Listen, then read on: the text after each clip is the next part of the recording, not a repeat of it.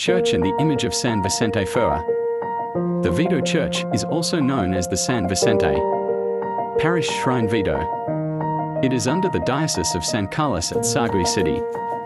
Negros Occidental, the history of Vito Church, dates back to the early 1900s when it was established during religious administration by Recollect friars. The first missioners came from these orders and constructed their church, but not until decades later, in the 1930s, did they build a convent for themselves there too.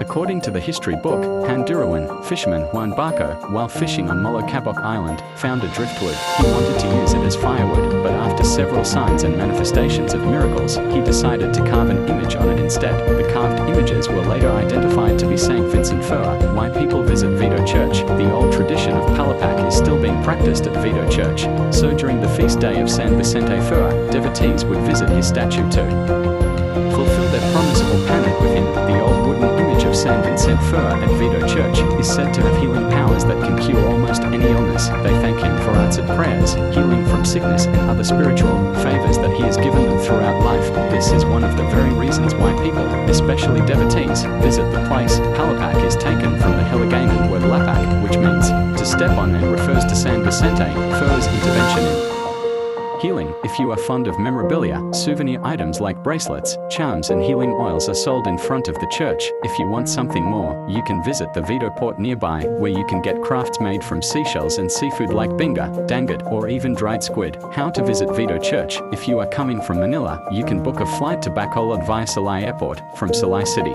It is approximately a 2-hour drive going to Sagay City. If you are taking public transport, tell the bus conductor that you will be dropped off at Vito Church. After dropping off, take a tricycle and inform the driver to take you to the church. If you go there on the first Friday of the month, most buses will drive along the Vito Church so you can drop off in front of the church. If you are driving from Cebu, the best option would be the Tabualan Escalante route. It will be just less than 30 minutes from the city of Escalante. You can also contact Sagay City Tourism Office beforehand for further assistance. Vito Church is where you can witness the people's faith and how these practices strengthen their beliefs. Even if your religion does not allow it, visiting this church will make for an exciting experience, with so many different rituals happening all at once.